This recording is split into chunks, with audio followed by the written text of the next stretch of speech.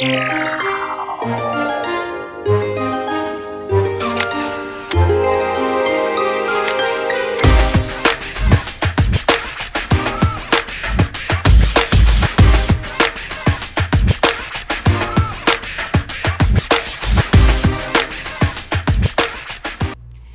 everyone, and welcome to Off the Cuff, where the headlines come to life. And boy, do I have headlines coming to life for you today. My guests today are Jason Strayhorn and Brian Mossallam, both phenomenal students back in the day, as well as phenomenal football players. So yes, girls, I'm living the dream today. Brian Mossallam, welcome to Off the Cuff, and Jason, welcome. It's really exciting to have you both here today. Thank you. Brian, Fortson High School is where you started your football career, which was an amazing career because I know I was following you through that entire process.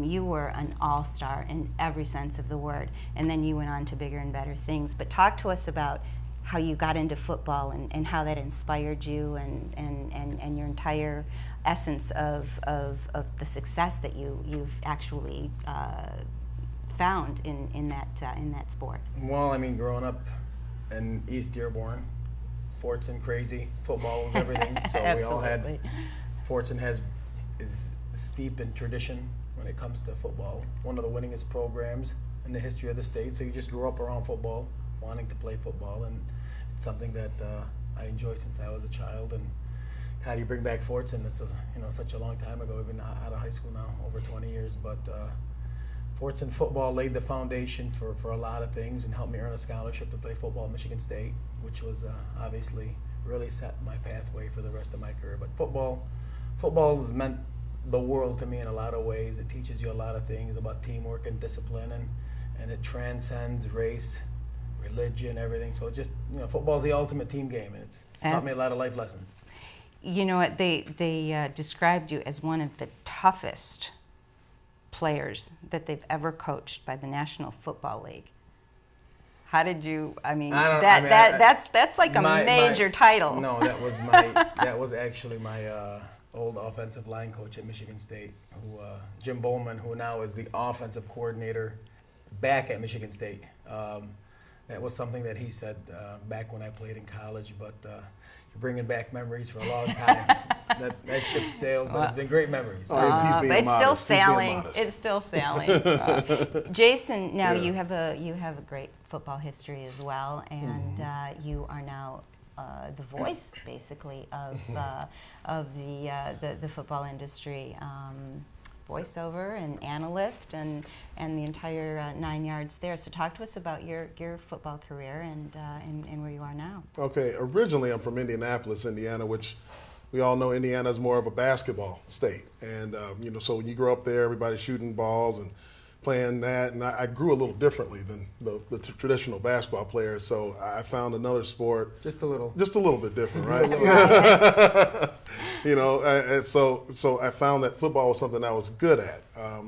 There was a professional football player by the name of Ray Donaldson who played for the Indianapolis Colts that came to where my mother had worked and, told my mother that he encouraged her to get me into football.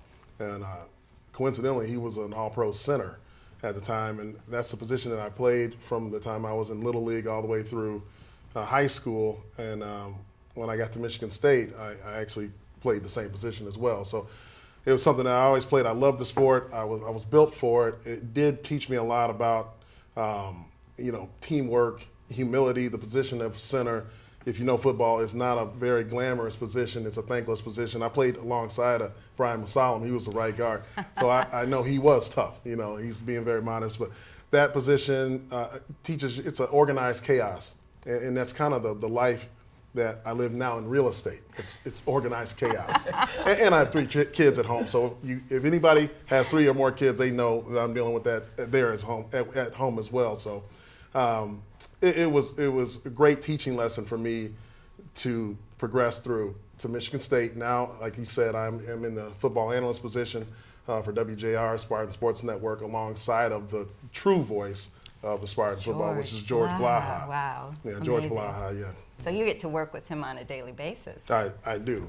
I'm grateful to work with a Hall of Famer like George. Absolutely, and I'm sure you're absolutely amazing. Jason does a great well. job. If you go to YouTube and you YouTube any of the Big Ten championship ending against Ohio State and against Stanford, when we made that 4th down stop to win the Rose Bowl, his call on there, everybody remembers it. You will never, ever forget it. Oh, wow. The emotion he shows during it, it's really, it's amazing how many people have commented about just as he's done a great job in the booth up at Michigan State. Thank you. You know, I think what's wonderful about you know, the football teams is that you really create your friendships too and your relationships, and because you have each other's back on the field, you know, that relationship sort of resonates outside of that area. With your experience with football, and I know, you know, a lot of the kids, you know, the high school kids, Dearborn High, you know, Fortson, we've got Crestwood, Robichard. What my concern is, and I mean, I love football. I sometimes like to watch it, but I cringe because it's a dangerous sport. My nephew, Michael, played football for Dearborn High, and it was hard for me to go to his games because it was just, and he got maybe 3 concussions. So what is the advice that you would both give as, you know, accomplished football players, you know, who've really gone beyond, you know, just the game? And I know I shouldn't just say just the game, but High school. Have gone beyond. Jason was drafted by the Miami that. Dolphins, actually. Really? Yeah, Jason free played. agent. Yeah. Fabulous. I want to talk to you about that. Okay. But in terms of that kind of thing, what advice would you give our youngsters that are in the game in terms of, you know, health issues, in terms of team play, and in terms of cultivating those relationships that they make on the field? It's a lot of work. It's a lot of work. It's a full year-round sport. It's a sport where you must pay attention to detail, learn technique. Technique's everything. If you want to avoid concussions, it is a gladiator sport. It's a collision sport. It is. So Absolutely. there are expectations where you're gonna get hurt. It's just that comes with football. But there are ways to minimize it, and it comes with technique and training and working out and staying in shape and really being a student of the game, as well as. It builds great teamwork and character, and it builds discipline. And a lot of the things, you know, I think Jason and I have stayed so close over the years and done a lot of business together. And it's interesting when we walk into a room coming from a team atmosphere, the way we think about business deals and the way stuff should be done is a lot different sometimes than people that really were never part of that team environment. And I think it's helped us a lot in the business world. Actually. Without question. And to echo what Brian said, football's not for everybody, but in order to minimize a lot of the injuries and concussions that you hear about, it's, you know, stay low and keep your head up. Really, at the end of the day, keep your knees keep bent. your head up. Keep your head up. That means chin up, youngsters. Stay low. Stay low. If you can do that, I mean, you should be okay. Basketball is a collision sport. I mean, there's but not as much.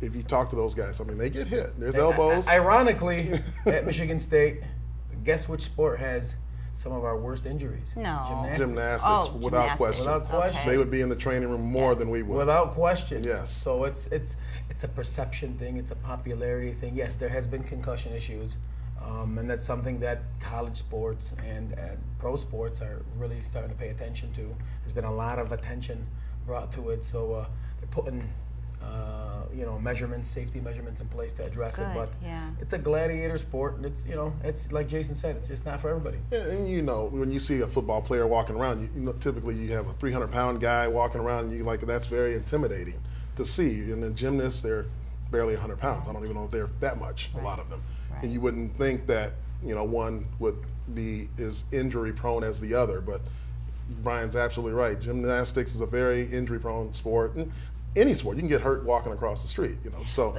but I think gymnastics is more. We're going to leave that one alone. But with gymnastics, it's more of an independent sport. So if you get hurt, it's more, you know, your own technique. But in football, you're sort of at the mercy of everybody coming after you. So it is true. You do. There's, you know, you can only protect yourself so much absolutely. in football. And you know, that's why we, you know, like we said, it's it's really not for everybody. My husband loves to watch it, but for me, I watch it and all I see is just men banging into each other, and it's like, why are they doing this? It's organized so chaos. It's organized and you chaos. have no idea what a tactical chess match It is. It's unbelievable. Yes, Just the I've learned detail, more. the preparation, you have no idea. The It's strategy. the strategy. When we hear some of the talking heads, the media folks wanting to chime in on what they watched on TV, while we know our coaches. We've been in film rooms and people that are in there 120 hours a week preparing. They Play by plays. Yeah, sure. it's some of the questions they get are actually quite comical to them. So it's interesting when you're inside, when you've been inside, and then you're outside and you see the outside what they think compared to what the inside Sure. knows is going on. It's a whole different world. Absolutely, absolutely. The background work that goes into all of this is amazing, and like you said, it is controlled chaos, But absolutely. for the naked eye, who really doesn't see that, Correct. that backstage preparation, it's just okay. Just get the ball and go. So, but I'm learning. I am Get the learning. ball So and go. I like that. Yeah, it's just Get the simple as ball. that. You hear that, Coach Why don't you go D'Antonio? tell Coach D'Antonio, Michigan State. Just get All the ball right. and Just go. get the ball and go. I think that's good advice, guys. Come on. That's Well, awesome. you've both done amazing stuff in terms of sports, and really have been role models for a lot of the younger generation. Not only because of that, but because you're also successful professionally. So you were able to balance those things, and a lot of people, have a hard time doing that. But as role models, I think you've definitely given a lot of enthusiasm to those that want to follow in your footsteps. Brian, you are the financial advisor for AXA, and you have tons of awards to your accreditation in terms of your professional field. I took some of those trophies to the bank and I tried to deposit them. Didn't work out. Yeah, but they're shiny, I bet. Definitely shiny. But you've excelled in your football career, your academic career, and as well as in your professional career. How did playing football? And I think we touched a little bit about it, but it does give you that coordination, that team kind of perspective. And you are a financial advisor. Talk to us a little bit about your work and what you do. I've been a financial advisor now at AXA for this is my 18th year, I believe. The great thing about, first of all, Michigan State football helped me with the name recognition within the community. You couldn't take it to the bank, but without, it definitely without question, helped. the football, it's amazing Sure. how many Spartans I run across throughout the southeastern Michigan region, how many CFOs, CEOs are Michigan State grads. It's to this day, it still comes up. It's just amazing. It's one thing that, Coach Perlis and Nick Saban both said, that you will not realize how many doors Michigan State football will open up for you. I don't think there's ever been a more prophetic statement said to me in my life. It's amazing how much it's helped me in the business world. But when you're an athlete, you're competitive. When you're in sales, you better be competitive. Sure, and you absolutely. better be aggressive. Mm-hmm. And if you're going to build an organization within an organization, partnering up with other financial advisors, it teaches you how to do that and to come from the team approach and one pot kind of mentality. And it's really benefited me in that aspect. But the biggest thing really has been the name ID, identifying with Michigan State football in my business. It's very blessed, thank God. Wonderful. Absolutely. And like you said, I think the word here to accentuate is teamwork, and so you learn that through the process, and you sort of take it No on question. within your adult life. Jason, you are an associate broker at Keller Williams Realty. Talk about organized chaos with the real estate market these days. That's been crazy. Oh, yeah. But tell us how that sort of led into your professional career, and talk to us a little bit about the real estate market too. Okay. All right. Well, after I was done playing football in the early 2000s, about 2002, I started working in the real estate world. I just wanted to get into real estate. Didn't really know what that meant. And, I took the route first. I got into mortgages with Quicken Loans. It was Rock Financial at the time. And I got a chance to learn, a little bit about corporate culture. But what was unique about that particular company was that it was very competitive. I mean, extremely competitive. And what I found is I was able to work my way up as like one of the top salesmen in the company relatively quickly. But did you feel your experience in your football without question gave yes sort of a formation of how to move Brian forward? knows Ken Manny, our strength and conditioning coach, who's still there at Michigan State right now. The demands he put on you as a player to be up early in the morning and to get those, run the hills, run stadiums, get your lifts in. I mean, guys were lifting weights to the point of vomiting. I mean, it's tough. We talk about this at our annual golf outing. Guys still have nightmares about Ken Manny. And if you can go get through the ball that, and go. Okay. Yeah, it's not that simple, right? Just get the ball and go. That's the guy we should tell that to. Yeah. You don't have to do anything, coach. Just get the ball and go when the game shows up. Yeah, no, that's it. If you can get through, takes a woman to simplify stuff. Go ahead. That's true. That's true, right? If you can get through that 4 or 5 years of that, this is every day. This is something that we may have 5 days a year off. As a football player, then that's how the real world works, really. And when you get into business, you take that same drive, that competitive edge where you want to win. Discipline. It's a discipline, and every 30 days you're back to zero again in the business world. So it's what have you done for me lately? You have to keep doing. You can't rest on what you did last Christmas, and here we are now today saying that, hey, remember last Christmas? I had a great month. You have to do it consistently throughout the year. That's why trophies are irrelevant. They are. They're what you did in the past. Without question. But they're a sign of what you're capable of doing for the future. So that shows you your gotta progress. keep on keeping on, Absolutely. But absolutely. that's how I motivate myself. Absolutely. I don't need, my bills every month motivate me too. Yeah. Those guys don't stop sending those, do I they? have to feed. Well, you have a beautiful family, you. Brian. Absolutely. That's right.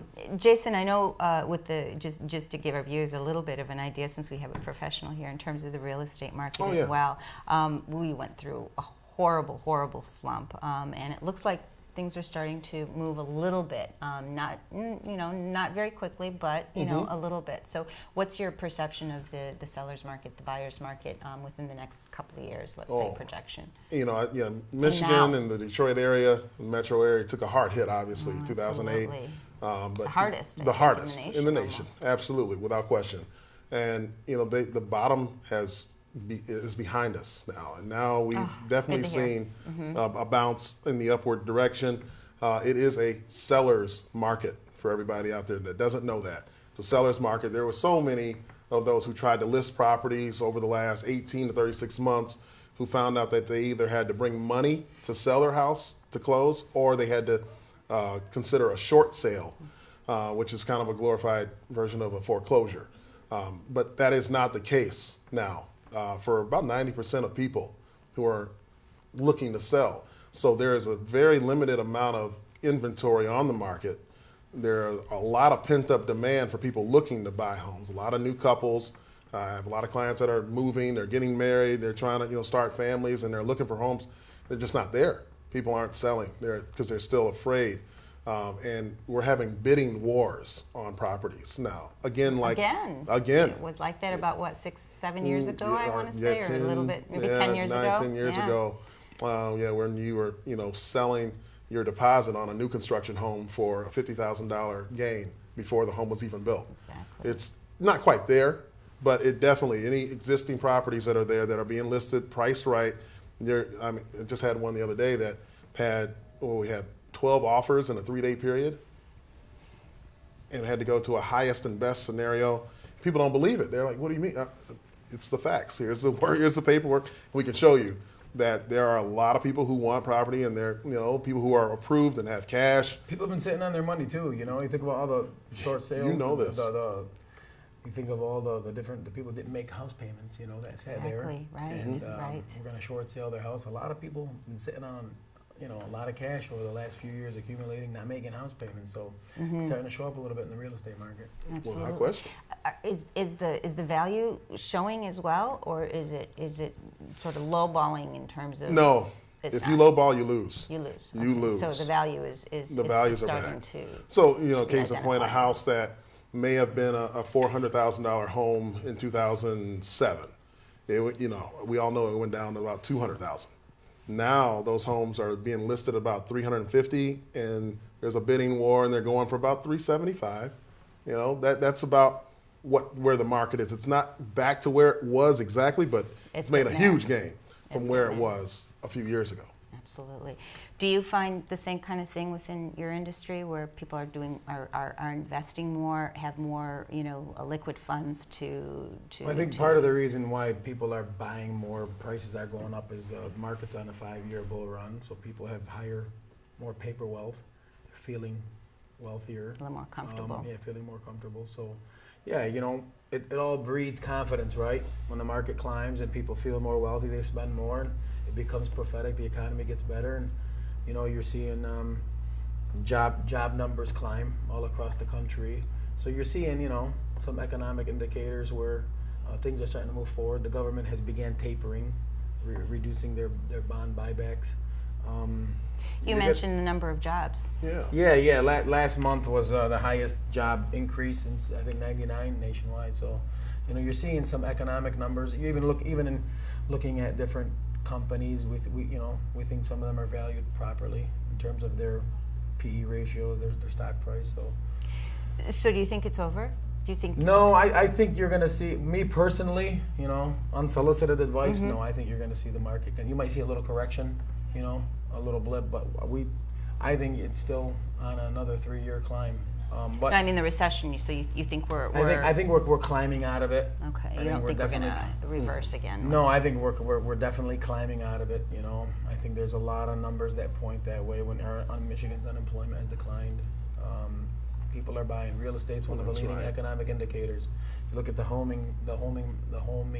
prices in Dearborn Heights are climbing significantly. Right.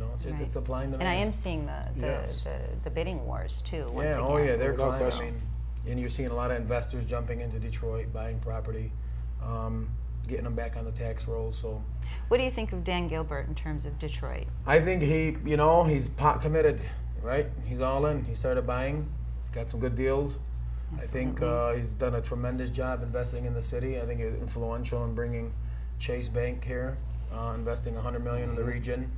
That was a coup for us. Absolutely. You're also going to see rent rolls and parking continue to climb in downtown Detroit, but I think he is a wonderful, wonderful Spartan. Visionary. Spartan. All right. Don't forget Spartan that. Green, Spartan. Yeah, he is a Spartan. He loves the region. He's doing a lot of great things for the region. He loves Detroit. Everything he wants done, he wants it done in Detroit. He wants, Michigan State to do some things down there to do maybe a semester abroad in Detroit. There's some different things that he's talking about. So he's definitely done great for Detroit. And you've done great. We didn't even mention the fact that you are the Michigan State University Board of Trustees as well. That's right, elected official here. Absolutely, we have an elected official. The honorary. Actually, Jason works for me. I do. Oh, wonderful. It's still teamwork. It's absolutely teamwork. How does that feel? It's great. I'm on their graduating board. From MSU and now running for their board, being elected in 2012. It's definitely an honor. And I think you were elected beyond, you broke some records there, too. You did. I'm sorry. We're not going to let him get away with this. No, you did break some records. And tell me, how does being on the board is an unbelievable honor, and it's so funny because some of those coaches that were there, a lot of the people that I know remember me from 20 years ago. Now technically I'm their boss, which is it's a running joke. Because we always knew that about the coach, the coach, but. Going back to the days when we played together at Michigan State, we always knew that he would be in a position like that someday. I'm serious. I don't. People say that. I'm not just saying that. Like guys on the team that can come back will say that. We always knew Brian was going to be a trustee or governor or something. No, I have no interest in that. Michigan State's my love. Education's my love. Non-paying job, I love that, and it allows me to be very flexible with my work and it really puts me around Spartan Nation, Michigan State community, and I know it's that's a where dream you come love true. To be. It's an absolute great. Well, thing. I watched you from the beginning of your career, and I know my husband Hassan is just thinks so highly of you and the things that you've accomplished. So when people say you can't have it all, well, I think having the two of you here with what you've done in terms of sports, in terms of your careers, in terms of giving back to the community professionally. So that's a complete package, and certainly role models for our younger community. And I hope you you speak to them more often, and you will absolutely get a chance to, because I have an announcement. Jason and Brian, along with Vernon Crump, who is the athletic director at Robichaud High School, will be hosting a new show here on WDHT. They don't know it yet, but they are. And they're going to be talking sports, all sports, football sports, local sports, national sports. Talk to us about what your ideas are. How are we going to introduce this new program to our audience that I'm sure is just going to be vibrant and wonderful with the two of you hosting along with Vern. What are your ideas? What are you going to bring to us? Everything's on the table. Yeah, everything right now. Let's put it all right now. I mean, from high school, local stuff to some of the college and pro sports that people in the area are interested in. Are we going to talk about Michigan State sports at all? Little bit. Maybe. I don't know. Little bit. We won't be biased. Unbiased opinion, even though we won 5 out of the last 7. 6. But we'll spruce it up. We'll make it fun. We'll make it exciting. And I guess we'll figure it out as we go. We'll find very controversial topics as well, I'm sure. Absolutely. We love controversy around here. So Jason will be looking through his scanning the globe for controversial stuff, which we'll definitely be bringing. He's joking, guys. Right.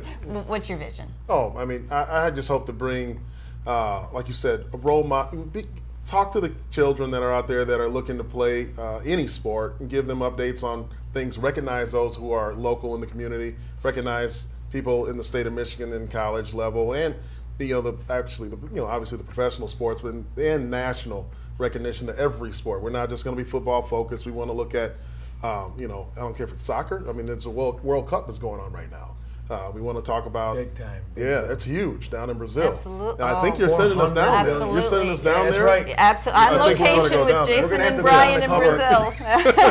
That's what I plan. Actually, can we get media credentials from this? We could. Right? All right. I'm out of my league here, guys. Wonderful. But I think it's going to be an amazing show. Super Bowl sounds good. Well, if you go, I'm going too. So we got to figure that one out. Get us credentials. There you go. There you go. The elected official. I know he can go anywhere, right? We got to go on his coattails. But yeah, I think it's going to be an amazing show. I think you're going to bring such a wonderful dimension to our programming. And please look for their show. It's Sports Connection with Jason, Brian, and Vernon. And I believe not only are we going to be talking about sports, but it's going to be a life lesson on how to be a good sport, how to be a professional, and how to deal with family and sort of hold it all and hold it very carefully. So I want to thank you so much, Jason, for being on Off the Cuff and introducing your show. Brian, thank you. It's wonderful as well. Look at these rings, guys. Can you hold them up? I'm not. This is It's only a Big Ten championship Rose Bowl. That's just a Rose Bowl. Yeah, just a big time champion Rose Bowl ring, but they're huge, they're beautiful, and definitely worth being on these two gentlemen. So thank you so much for joining us on Off the Cuff, and please look for these gentlemen coming soon, very, very soon, to our programming networks, and I wish you a wonderful and happy day. Thank you. Thank you.